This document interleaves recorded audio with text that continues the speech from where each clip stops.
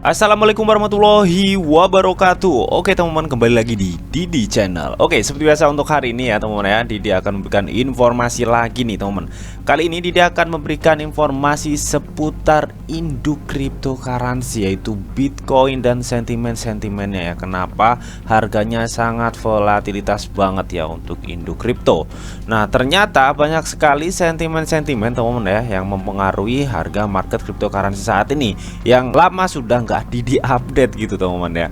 Oke, jadi sebelumnya teman ya, buat kalian yang beragama muslim ya teman-teman, selamat menunaikan ibadah puasa nih teman ya. Nah, oke, jadi nggak usah kelamaan teman ya, ada sentimen dan news apa mengenai cryptocurrency atau khususnya Bitcoin nanti bakal diulas dan dibahas semua di video ini, jadi pastikan kalian tonton sampai habis. Oke, namun seperti biasa sebelum melanjutkan video ini, jangan lupa kalian tekan tombol subscribe dulu ya teman-teman, karena asli subscribe itu gratis dan tentunya kalian akan mendapatkan update-update video terbaru dan info-info terbaru dari Didi Channel. So nggak usah kelamaan, langsung kita kepoin. Jadi so. Nah, oke teman-teman ya, di sini Didi sudah masuk di CMC atau di Coin Market Cap ya. Kalian bisa lihat sendiri di sini untuk rate Bitcoin ya saat ini menyentuh di level 27.589.000 US dollar teman-teman ya, yang tadinya itu sempat menyentuh di 28.000 US dollar lebih teman-teman.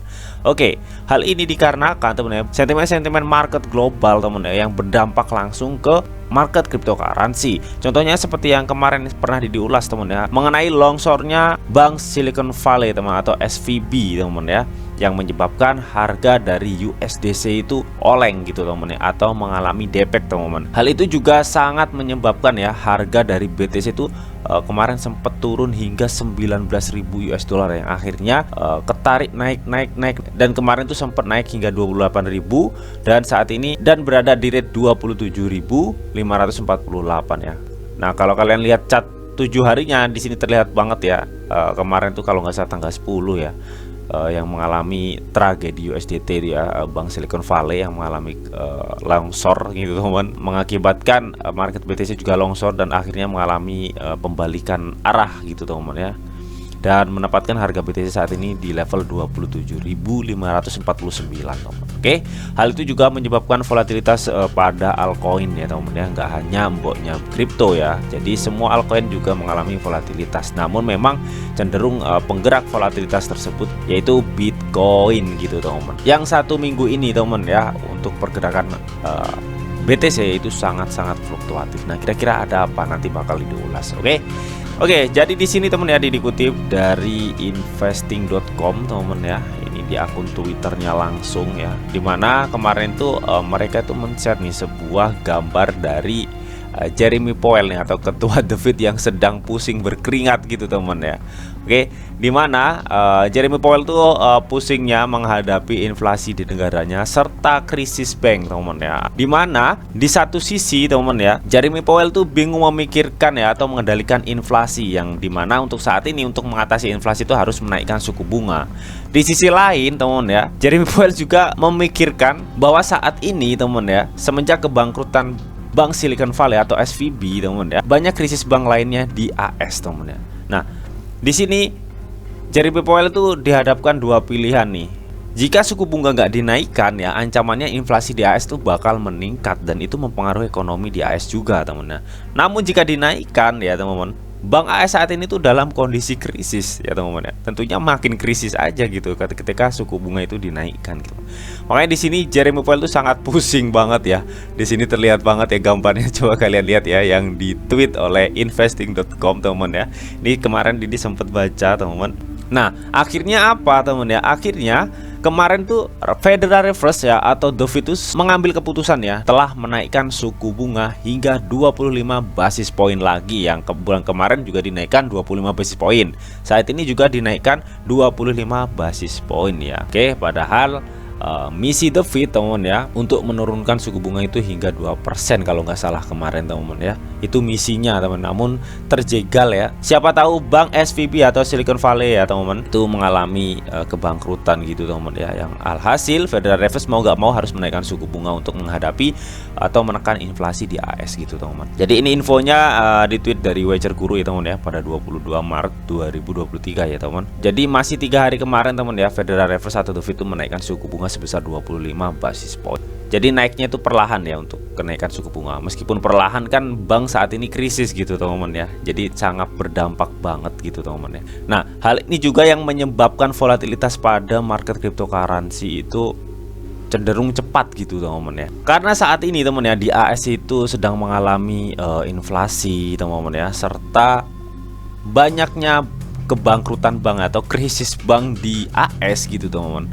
Hal itu tuh menyebabkan kepercayaan investor ya terhadap bank AS itu menurun gitu teman. Jadi artinya banyak investor Amerika itu bingung menaruh uangnya itu di mana, sedangkan bank itu udah nggak bisa dipercaya lagi gitu. Alhasil ya sebagian dari investor di AS itu menaruhnya di cryptocurrency teman ya, terutama induk kripto yaitu Bitcoin ya. Jadi di sini Didi tuh teringat oleh kata-kata Michael Saylor teman ya, bahwa cryptocurrency atau Bitcoin ini tidak bisa menahan penurunan asetmu gitu. Namun paling enggak teman ya, Bitcoin tuh bisa melindungi asetmu. Intinya seperti itulah teman ya. Karena udah banyak orang gonjang-ganjing gitu teman-teman ya. Banyak orang yang bingung menaruh uangnya ya, sedangkan bank itu udah nggak bisa dipercaya di AS ya.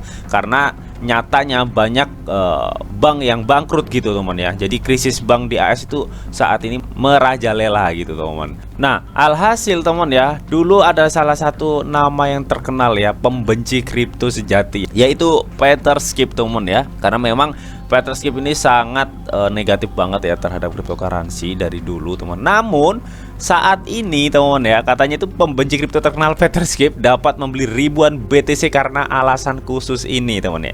Artinya pemikiran dari Peter Schiff ini ya, atau pembenci cryptocurrency ini orangnya nih ya, dia itu saat ini pikirannya tuh berbalik arah gitu teman. Oke, yang dimana dulunya benci saat ini cinta, bisa dibilang seperti itu teman-teman. Katanya saya mungkin membeli beberapa ribuan BTC ya, kata pakar keuangan terkemuka. Nah, alasannya apa sih sehingga pembenci kripto sekelas Peter Schiff ini ya bisa berbalik arah gitu teman, atau berbalik haluan ya? Ternyata teman ya, di sini jelaskan ya, katanya dengan menyatakan bahwa mereka benar dalam pandangan mereka tentang tindakan dan kebijakan terbaru Fed untuk mengendalikan inflasi teman ya.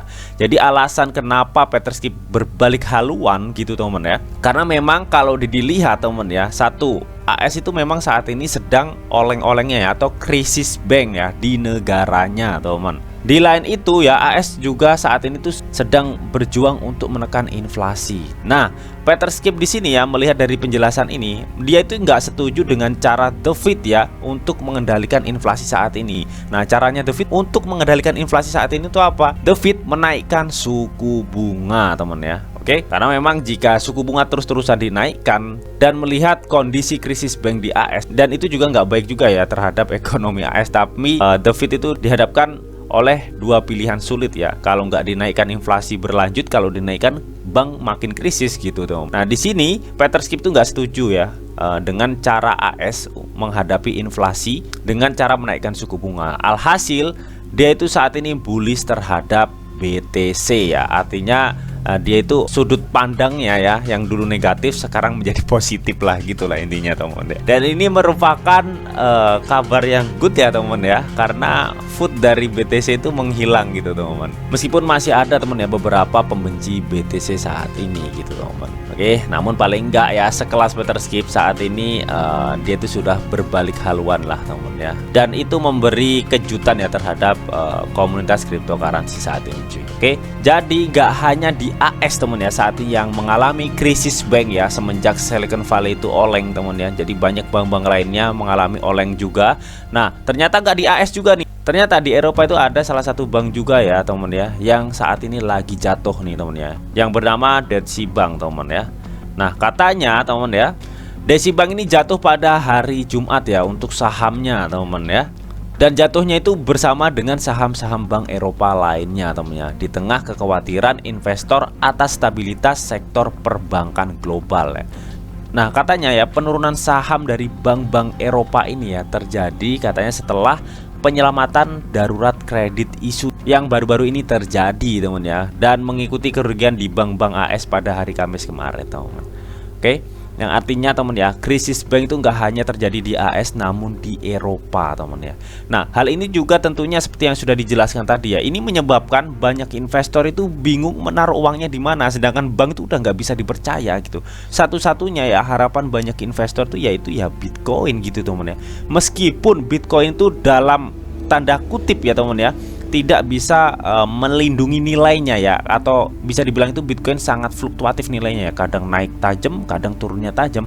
Paling enggak Bitcoin atau cryptocurrency ini teman ya bisa melindungi aset mereka teman ya dari keadaan stabilitas keuangan ya atau krisis bank saat ini teman ya. Oke, makanya harga BTC saat ini teman ya cenderung naik turun ya, atau volatilitasnya itu sangat tinggi banget ya teman ya.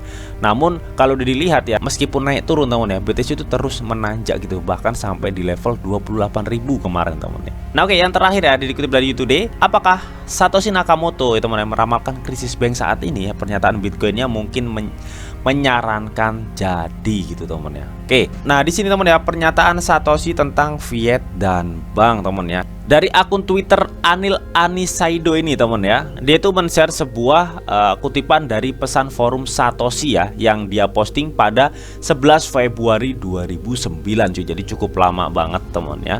Dimana di postingan penjelasan statement dari by Satoshi Nakamoto ini teman ya, dia itu sepertinya memang sangat mengetahui ya akan terjadinya krisis bank saat ini teman-teman. Hal itu bisa dilihat ya dari penjelasan Satoshi Nakamoto ya, kenapa alasannya menciptakan Bitcoin teman. Nah, seperti apa isinya langsung kita cek aja. Jadi ini adalah isi statement Satoshi Nakamoto ya mengenai uang fiat ya, dan alasan kenapa dia ya atau Satoshi Nakamoto menciptakan Bitcoin. Jadi langsung kita artikan aja teman ya.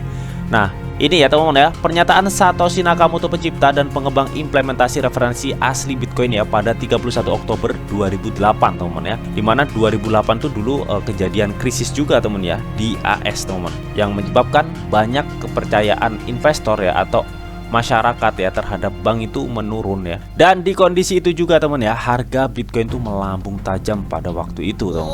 Nah, di sini teman ya, Satoshi Nakamoto ya di statementnya atau pernyataannya ya, dia itu menjelaskan akar masalah dengan mata uang konvensional adalah semua kepercayaan yang diperlukan untuk membuatnya bekerja. Bank sentral harus dipercaya untuk tidak menurunkan nilai mata uang. Bank harus dipercaya untuk menyimpan uang kita dan mentransfernya secara elektronik, tetapi mereka meminjamkannya dalam gelombang-gelembung kredit dengan cadangan yang hampir tidak ada. Solusi Bitcoin adalah menggunakan jaringan peer-to-peer ya untuk memeriksa pengeluaran ganda. Hasilnya adalah sistem terdistribusi tanpa titik kegagalan tunggal. Pengguna memegang kunci kripto untuk uang mereka sendiri dan bertransaksi langsung untuk satu sama lain gitu teman ya. Yang artinya transaksinya itu peer-to-peer teman ya. Kripto menawarkan seperti itu, dan mereka masing-masing orang memegang kuncinya masing-masing ya, atau kunci wallet mereka masing-masing teman ya. Intinya itu nggak diatur secara terpusat lah intinya teman, yang bisa dibilang terdesentralisasi ya. Nah, melihat dari pernyataan ini teman ya, yang diposting katanya tadi itu pada 11 Februari 2009 teman.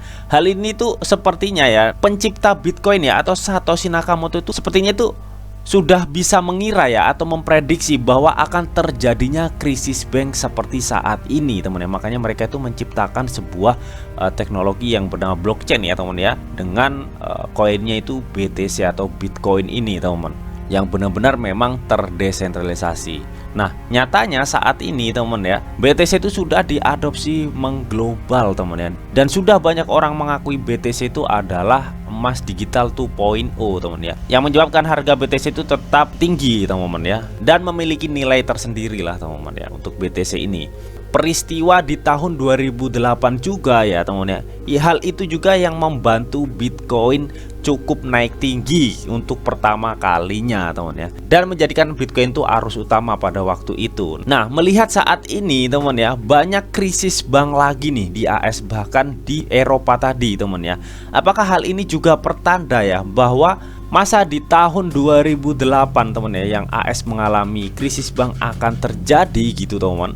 dan menyebabkan harga BTC itu akan melambung tajam lagi, atau bisa dibilang ini adalah salah satu signal bullish untuk BTC ya, dimana banyak orang atau investor tuh sudah bingung menaruh uangnya, alhasil mereka itu akan menaruh uangnya ke Bitcoin lagi ya, seperti kejadian di tahun 2008 teman. Kalian bisa tuliskan pendapat kalian di kolom komentar ya. Nah, oke, yang terbaru juga teman ya, dikutip dari Wager.guru, katanya Menteri Keuangan Janet Yellen ya memanggil regulator keuangan AS untuk pertemuan tak terjadwal hari ini yang tertutup untuk umum teman ya. Sepertinya sangat genting banget ya, sampai-sampai seorang Menteri Keuangan ya yang bernama Janet Yellen ya di AS memanggil regulator keuangan ya untuk mengadakan pertemuan tak terjadwal untuk hari ini ya, dan pertemuannya itu bersifat tertutup. Dan investing.com juga teman ya, dia itu juga memberitahukan ya pada 9 jam yang lalu, katanya Yellen mengadakan regulator top untuk rapat FSOC ya Jumat di tengah krisis perbankan teman. Dirasa rapat ini tuh membahas mengenai krisis bank di negaranya teman ya, dan bahkan tadi sempat di Eropa juga mengalami krisis gitu teman ya. Oke, dan ini juga nantinya hasilnya teman ya seperti apa, itu tentunya sangat berpengaruh juga ya terhadap market global serta cryptocurrency gitu teman ya. Jadi kita nantikan aja apa sih hasil dari meeting tersebut teman. Apakah nantinya akan berdampak ke market cryptocurrency teman ya. Kita tunggu aja untuk informasi lebih lanjut. Oke, jadi itu tadi teman ya, sedikit sentimen-sentimen ya mengenai market global serta cryptocurrency dan kondisi ekonomi saat ini teman ya. Banyak bank krisis lah intinya, seperti itu yang menyebabkan harga dari cryptocurrency itu mengalami volatilitas yang tinggi. Oke, jadi itu tadi ya sedikit informasi mengenai hal tersebut. So bagaimana menurut kalian mengenai hal ini? Apakah kalian tetap yakin BTC akan bullish atau bahkan sebaliknya? Kalian bisa tuliskan pendapat kalian di kolom komentar. Oke, namun tetap di sini tuh ada disclaimer on bahwa untuk trading dan investasi di dunia cryptocurrency itu sifatnya sangat berbahaya atau sangat-sangat beresiko tinggi teman. Jadi bijaklah kalian di dalam mengelola atau memanajemen keuangan kalian. Semua keputusan yang kalian ambil adalah tanggung jawab kalian masing-masing. Di sini Didi hanya memberikan informasi yang Didi tahu untuk kalian semua. Oke, mungkin itu aja yang bisa Didi sampaikan di video ini. Semoga bisa bermanfaat. Jika kalian suka video ini, jangan lupa kalian klik like, share, komen, dan di subscribe teman, karena sekali subscribe itu gratis. Dan tentunya kalian akan mendapatkan update-update video terbaru dan info-info terbaru dari Didi Channel. Oke, sampai jumpa.